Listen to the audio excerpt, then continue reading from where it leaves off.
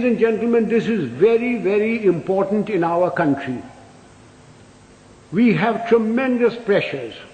We have large families. We have fathers, mothers, uncles, aunts, nephews, nieces, their fathers, mothers, etc. We have pressures from them. We have pressures from members of parliament. We have pressures from all sorts of people.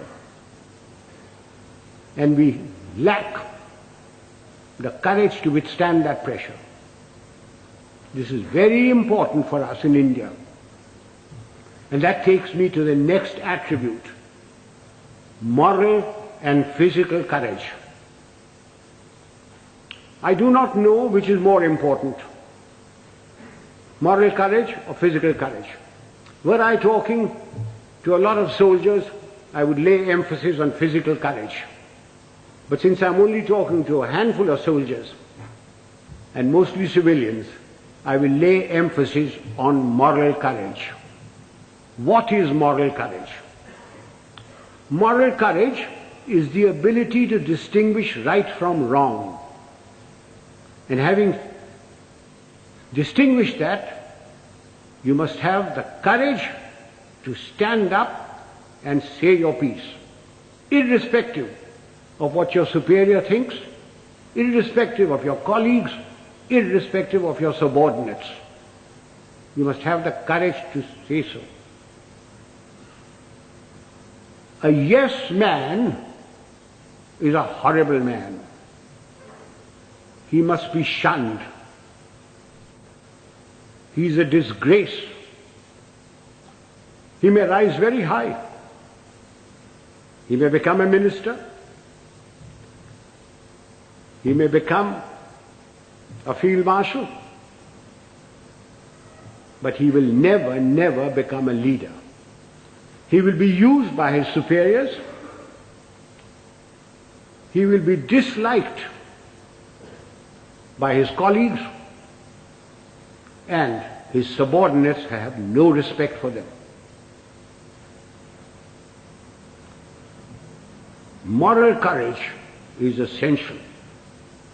Now, since you wanted to know some examples of moral courage from my past, I will give you a little story. In 1970, when General Yahya Khan put all the pressure on East Pakistan as it was then, and refugees started coming to India, there was a cabinet meeting. I remember the date very well, 28th of April. I was summoned. I had a very strong Prime Minister and Mrs. Gandhi, who ranted and raved at me, said, "What are you doing about it? I've got so many refugees. The Chief Minister of Bengal has just sent me a telegram. The Chief Minister of Tripura has done this. The Chief Minister of Assam is writing that there are more Bengalis there than their own population. What are you doing about it?" And I said, "Nothing. Got nothing to do with me." And she said, "I want you to go in and take action." And I said, "Do you know what that means, Prime Minister?" And she said, "No." I said, "It means war." And she said, "I don't mind if there's war." So I said, "May I please quote from the Bible, the first book, the first chapter, the first verse? God said, 'Let there be light,' and there was light. And you say, 'Let there be war,' there be war. Are you ready?" I'm not ready. I'm not prepared. It is not the right time to go in. The monsoon will break very shortly, and the whole of East Pakistan will be a swamp. I will not be able to operate. The Air Force will not be able to operate. April is a month when we glean the harvest. And the Agriculture Minister was Mr. Fakhruddin Ali Ahmed. And I said, "I will require every railway wagon, I will require every train, I will require all the road space to move my troops. And you will not be able to move your harvest. And then if there is a famine, don't blame me." And I said, the passes in the Himalayas start opening now, the snow melts. And then if the Chinese give us an ultimatum, I will have to fight on two fronts. And then the External Affairs Minister, the Khalsa, Sardar Swaran Singh said, do you think China will give ultimatum? And I said, you are the foreign minister, you tell me. And then my own minister, Jagjeevan Ram, who couldn't call me Sam, who used to call me Sham.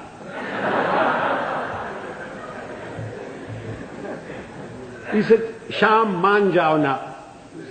I said, you can manne ki baat hai? I'm telling you what the facts are.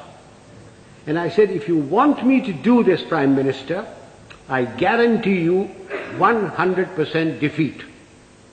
Now, Prime Minister, give me your orders. And there was dead silence. And she turned round and said, the cabinet will meet at 4 o'clock. This happened at 10:30 in the morning.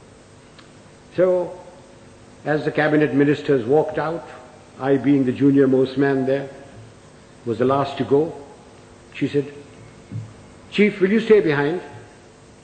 So I shut the door and I said, Prime Minister, before you speak, do you wish me to send in my resignation on grounds of health, mental or physical? I said, oh, sit down. He said, everything you told me correct? I said, it's my job to fight. It's my job to tell you. If your father in 1962 had me as his commander-in-chief, the country would not have been disgraced. The army would not have been beaten. But the army chief did not have moral courage of turning around and telling him he wasn't ready. So she said, all right, you know what I want? And I said, yes, I know what you want. And I must be allowed to do it my own way. And she said, all right, you know what I want. So ladies and gentlemen, there's a very thin line between becoming a field marshal and being dismissed. I just gave you an illustration of moral courage. Of course, I didn't worry very much because my wife had money. If I'd gone, she would have looked after. She would have looked after me.